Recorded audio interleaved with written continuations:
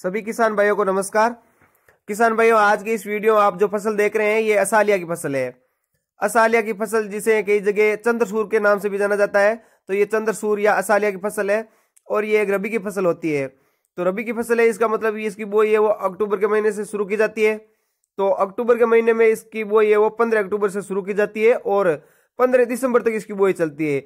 यानी ये सबसे लंबी अवधि तक बोई जाने वाली फसल है। तो आप अगर खेत में लेट हो गए हैं और फसल बोना चाहते हैं तो आप असालिया की फसल बो सकते हैं, क्योंकि बाकी अन्य फसलें हैं वो दिसंबर के महीने से पहले पहले बोली जाती है, लेकिन असालिया की फसल है वो आप 15 दिसंबर तक बो सकते हैं। तो ये सबसे लंबी अवधि तक बोई जाने वाली फसल है और इसमें जैसे ज्यादा बीज की भी आवश्यकता नहीं होती है। 1 एकड़ में 3 किलो के लगभग बीज की आवश्यकता होती है और इसके लिए बीज है वो गहरा नहीं बोना चाहिए, यानी 1 सेंटीमीटर ही इस बीज को मिट्टी में दबाना चाहिए और बीज का अंकुरण है वो 4-5 दिन के बाद में हो जाता है।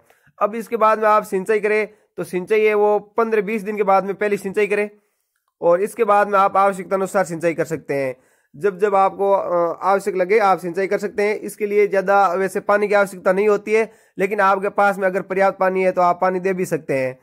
और वैसे इसके लिए कोई अच्छी मिट्टी की भी आवश्यकता नहीं होती है, दोमट मिट्टी में भी ये अच्छी फसल हो जाती है। और इस फसल की ज्यादा हाइट नहीं होती है, 4 फीट के लगभग इसकी हाइट होती है।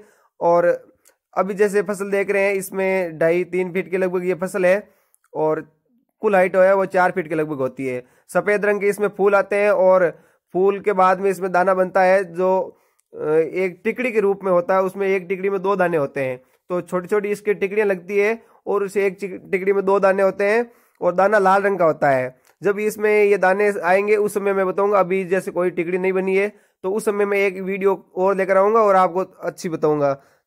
और इसमें अब जैसे ये एक औषधीय फसल है, तो औषधीय फसल है इसका मतलब ये कई रोगों के उपचार में भी काम आती है और ये पशुओं के आहार के रूप में भी काम में ली जाती है।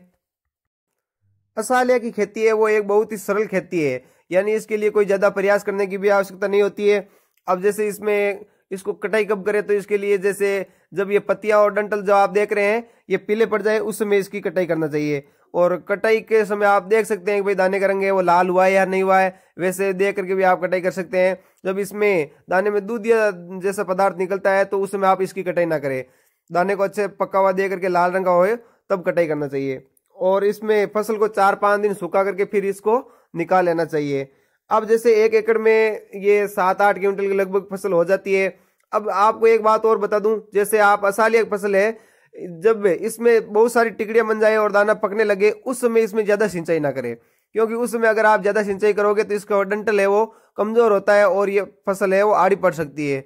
तो आड़ी पड़ने से क्या होता है कि जब इसमें हवा नहीं लगेगी और आड़ी पड़ जाएगी तो ये फसल पकेगी अच्छी नहीं। तो ये इस बात का भी आपको ध्यान रखना है। इसमें जो आप सफेद रंग के फूल देख रहे हैं, ये इन सारे फूलों पर जो छोटी छोटी टिकड़ियां बनेगी उसी में दाना बनेगा।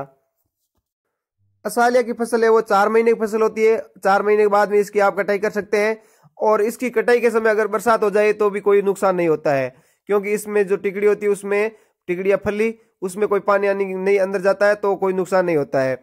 अब जैसे आप ये फसल देख रहे हैं, ये अभी फसल हुई है 2 महीने के लगभग की, 2-2.25 महीने की। और इसमें जैसे अभी तो ये फूल आए हैं और अभी इसमें काफी समय लगेगा, 2 महीने की फसल और होगी, ये कुल 4 महीने लगेंगे इस फसल में।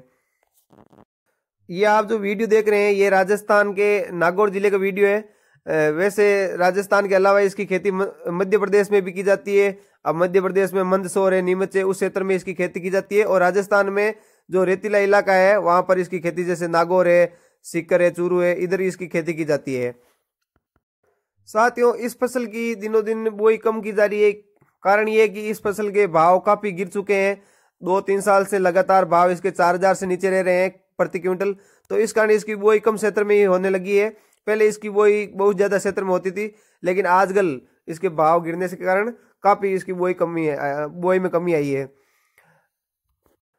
सभी फसलों की तरह असालिया की फसल में भी खरपतवार होता है, तो खरपतवार को आप समय पर उखाड़ देवे। जब ये फसल 1 महीने की होती है उस समय आप इसमें खरपतवार निकाल देवे और सिंचाई करें। और इसके अलावा फसल चक्र भी अपनाना चाहिए। जैसे अगर आपने पिछले साल यहाँ पर असालिया की फसल बोई है तो इस साल आप असालिया की फसल ना बोए, यानी असालिया की फसल है वो 2 साल के बाद में वापस बोए तो अच्छी फसल होती है। बार बार एक ही फसल बोने से काफी प्रभाव पड़ता है और पैदावार घटती है। इस कारण आप फसल चक्र अपना करके बोए। और इसमें जैसे कोई रोग भी ज्यादा लगने की संभावना नहीं रहती है। असालिया की फसल है वो इसमें स्प्रे या कीटनाशक दवाइयों के छिड़काव की कोई आवश्यकता ज्यादा नहीं होती है। ये फसल जो आप देख रहे हैं ये नागौर के डेगाना क्षेत्र की फसल है। नागौर में डेगाना के अलावा जाहिल क्षेत्र में भी असालिया खेती की जाती है। और नागौर में वैसे जो मसालेदार खेती है वो बहुत ज्यादा की जाती है, जैसे जीरा है, पान मेथी है, इसबगोल है, सौंफ है, सिंधिसुआ है, इन सभी की खेती बहुत की जाती है।